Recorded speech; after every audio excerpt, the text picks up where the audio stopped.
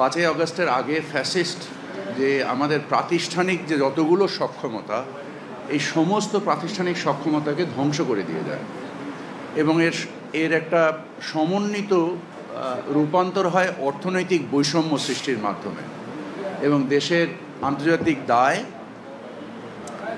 এবং আমাদের যে ভূ রাজনৈতিক বাস্তবতা, এটার বিবেচনায় আমাদের বিভিন্ন ধরনের সমস্যার উদ্ভব হয়।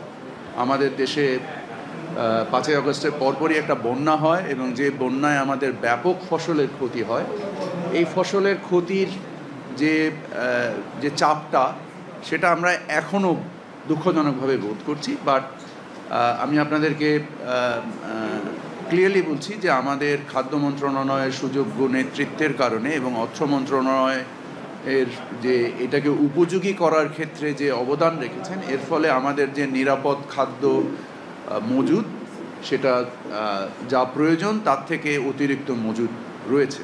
আমরা আগামী 2 সপ্তাহের ভিতরে আমাদের বোরো ধান উঠবে বলে আমরা আশা করছি এবং সেই ক্ষেত্রে বাজার ব্যবস্থায় আমাদের চালের বাজারে আমরা আশা করি যে একটা স্বস্তি আসবে। আমরা আমাদের প্রধান সম্পদ মাননীয় প্রধান উপদেষ্টা,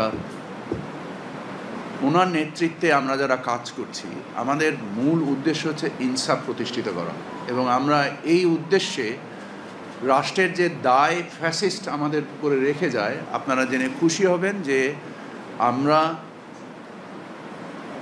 প্রায় 50,000 কোটি টাকার উপরে রাষ্ট্রীয় দায় অলরেডি আমাদের বৈদেশিক দায় আমরা পরিশোধ করেছি এবং আমাদের যে সামগ্রিক যে সামষ্টিক অর্থনীতির যে অবস্থান এবং আমাদের যে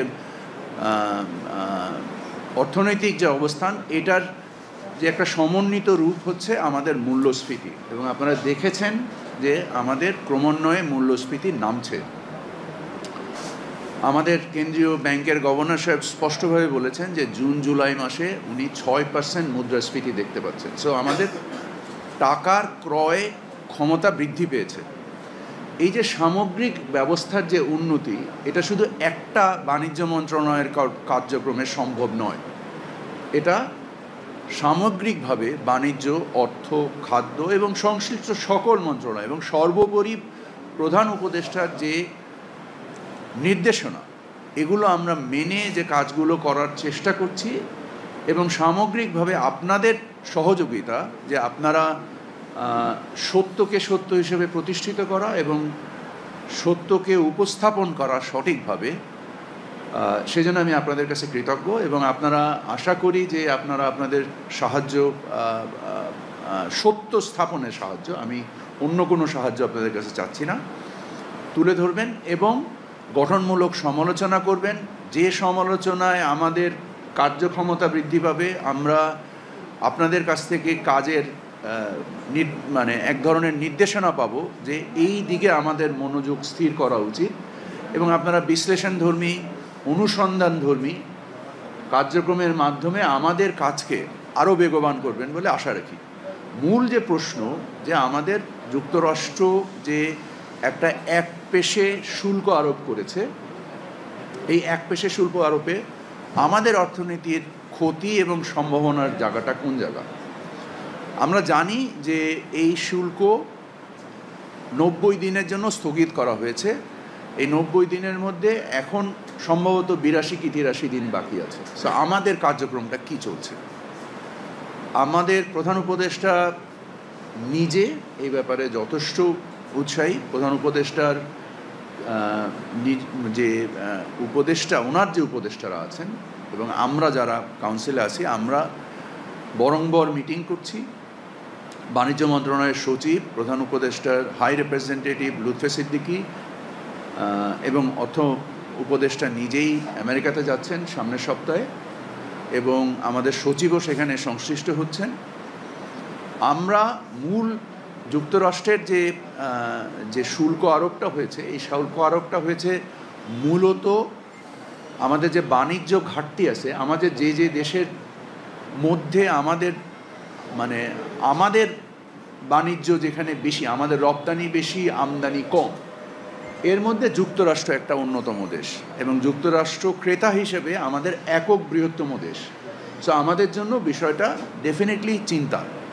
আমরা যুক্তরাষ্ট্র থেকে যেসব পণ্য আমদানি করি এর 75% পণ্য হচ্ছে 4টা পণ্য দিয়ে: এলএনজি, তুলা, সয়াবিন এবং মেটাল স্ক্র্যাপ।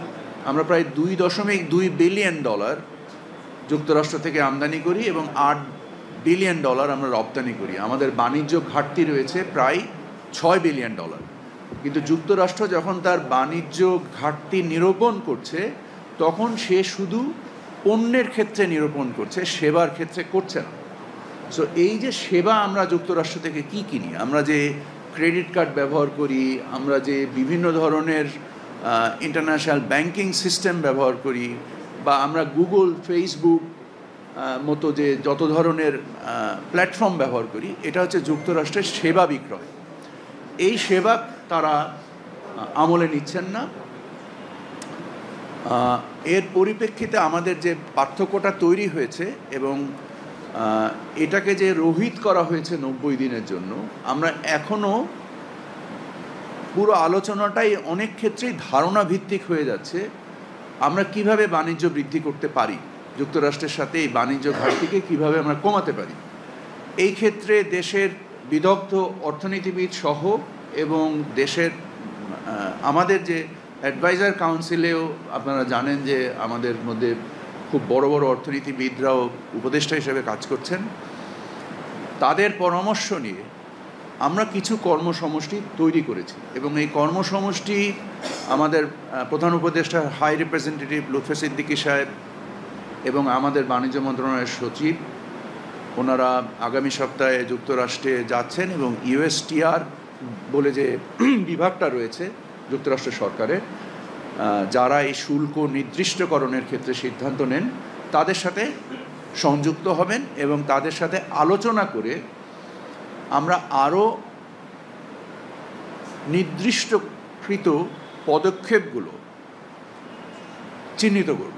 আমাদের কিছু ট্যারিফ এবং কিছু নন ট্যারিফ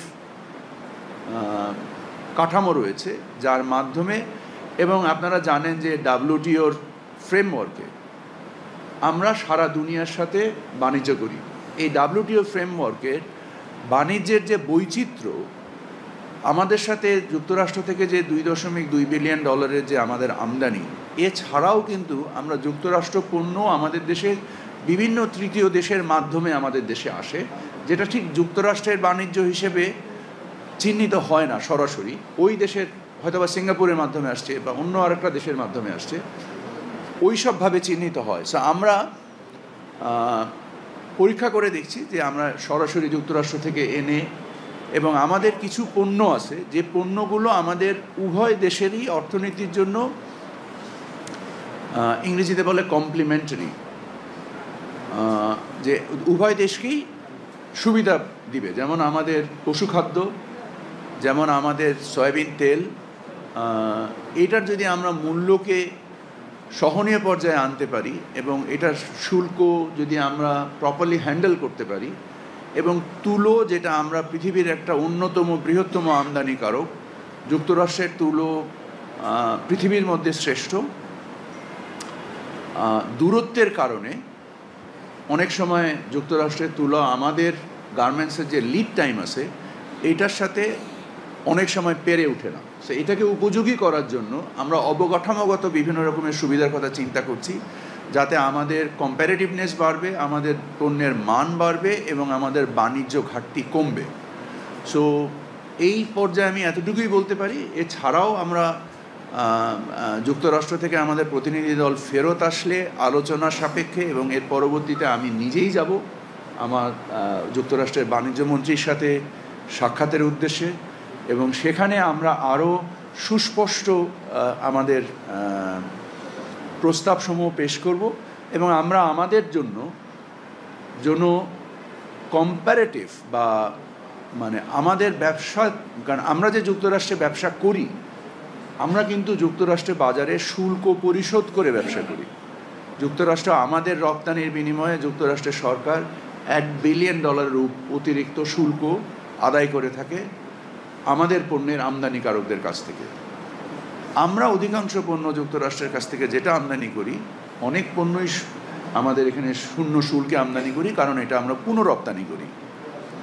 সো আমরা complementary element of our economy আমরা এটা খুঁজে বের করার চেষ্টা করছি, কারণ আমাদের নিজস্ব অর্থনীতির যে সক্ষমতা তার বাইরে অবশ্যই আমরা যেতে পারবো না। গেলে আমরা আবার যে সামগ্রিক অর্থনীতির যে সমস্যা তৈরি হয়েছিল ফ্যাসিস্ট আমলে ভুল অর্থনৈতিক নীতির কারণে, আমরা অবশ্যই সেই ধরনের নীতিতে যাব না। আমাদের অর্থনৈতিক সক্ষমতা, আমাদের বাণিজ্যের সম্ভাবনা, এই দুটোকে একসঙ্গে কাজে লাগিয়ে এবং সর্বোপরি প্রধান উপদেষ্টার নির্দেশনাকে আমরা মেনে নিয়ে আমরা ইনশাল্লাহ এই সমস্যার সমাধান করব।